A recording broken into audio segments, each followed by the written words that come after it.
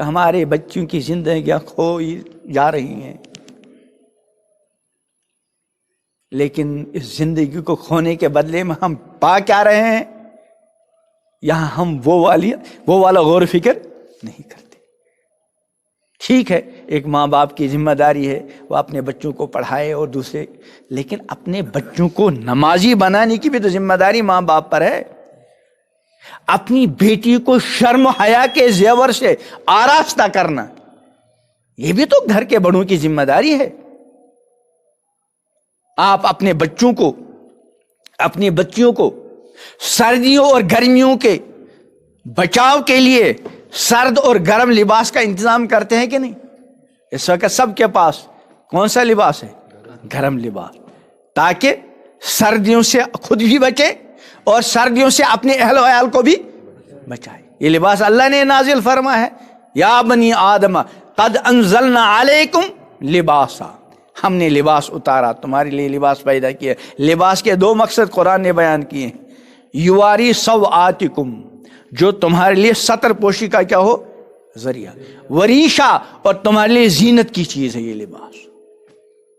تو یہ لباس ایک تو ستر پوشی کا ذریعہ ہے اور زینت کی چیز ہے، اور ہمارے لیے سردی اور گرمی سے بچاؤ کا کیا ہے؟ یہ ذریعہ ہے۔ لیکن اگر اللہ فرماتے ہیں وَلِبَاسُ التَّقْوَىٰ ذَلِكَ خَيْرٌ، اس ظاہری لباس کے علاوہ ایک اور عظیم لباس ہے، وہ ہے تقوی کا لباس۔ یہ تقوی کا لباس ہر کسی پر فرض ہے۔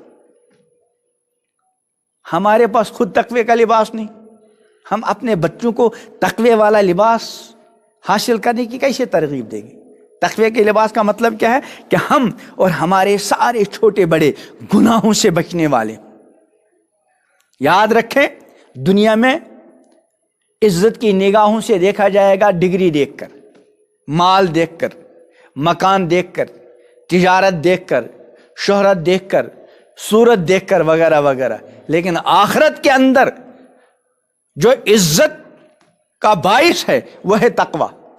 قرآن نے ارشاد فرمایا یا ایھا الناس، اے لوگو، انا خلقناکم من ذکر و انثی، ہم نے تم کو ایک مرد ایک عورت سے پیدا کیا، آدم، حضرت آدم علیہ السلام، حضرت حوا، وجعلناکم شعوبا وقبائل، ہم نے تم کو مختلف قبیلوں، مختلف خاندانوں کے اندر تقسیم کیا۔ کیوں؟ لتعارفوا، تاکہ تعارف ہو۔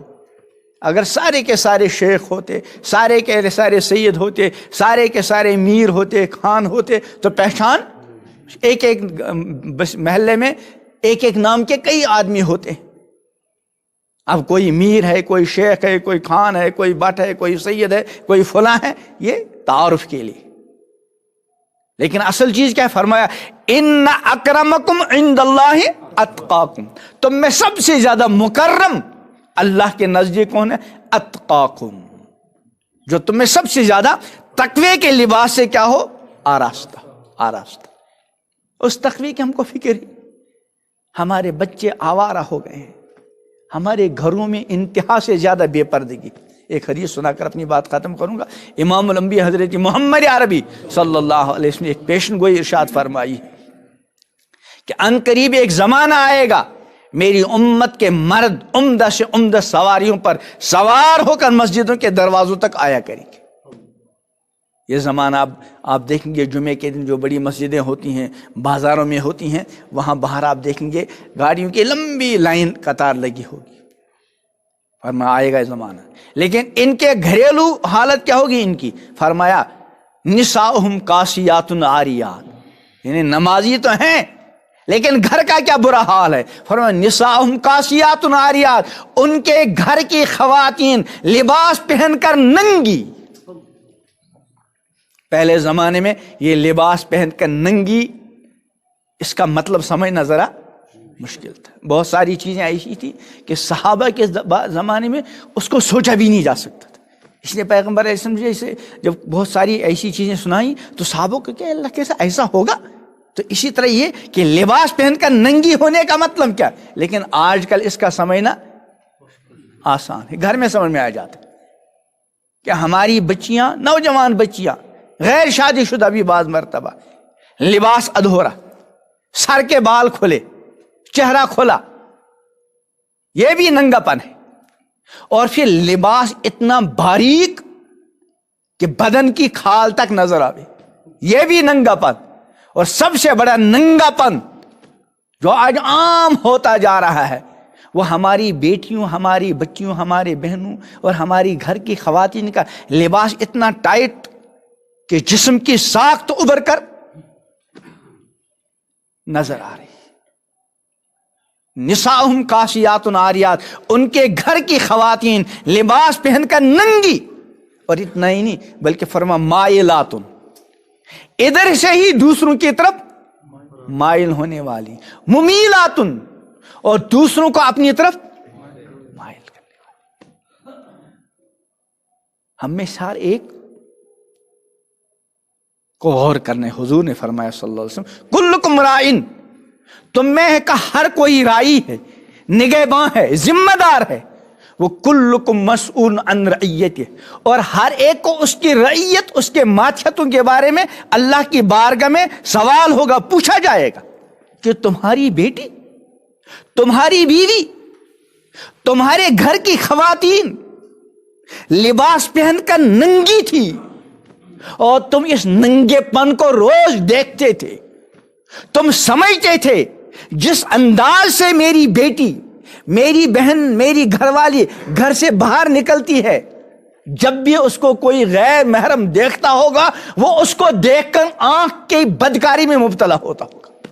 لیکن تم ٹس سے مس نہیں ہوگے.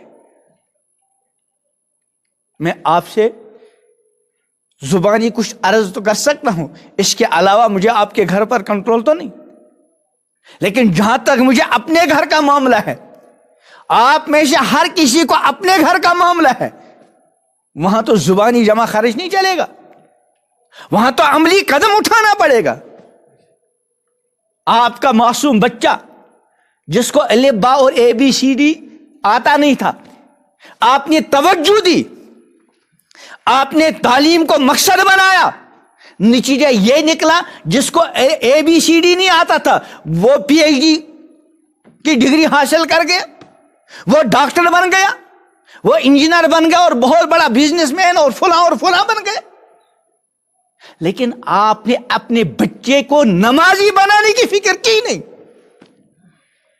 اگر آپ نے اپنے بچے کی نمازی بنانے کی فکر کی ہوتی تو جیسے آپ کا بچہ ڈاکٹر بن گیا وہ اس سے پہلے پکا نمازی بن جاتا. آپ نے اپنی بچی کو ڈگری دلانے کے لیے پتہ نہیں کہاں بھیج دیا. لیکن اپنی بچی کو باپردہ، اپنی بچی کو باحیا، شرم حیا کے زیور سے آراستہ کرنے میں آپ نے بے غیرتی کا مظاہرہ کیا. بے غیرتی کا، یہ بے غیرتی ہے نا. اگر ہم میں سے کسی کی بیوی، کسی کی بیٹی، کسی کی بہو، کسی کی بہن کو دیکھ کر روزانہ درجنوں آنکھ کی بدکاری میں مبتلا ہوتے ہیں، ہم سمجھتے ہیں، اس لیے سمجھتے ہیں کہ ہم بھی بعض مرتبہ دوسری کی بیٹیوں کو دیکھ کر جو اس طرح کا بے حیائی والا لباس پہن کر نکلتی ہیں، ہماری آنکھ بھی بعض مرتبہ ناپاک ہو جاتی ہے. اس وقت ہم سمجھتے ہوں گے کہ ہماری بیٹی کو دیکھ کر، ہماری بہن کو دیکھ کر، ہماری بیوی کو دیکھ کر نہ معلوم کتنے لوگ دن میں آنکھ کی بدکاری میں مبتلا ہوتے ہوں گے.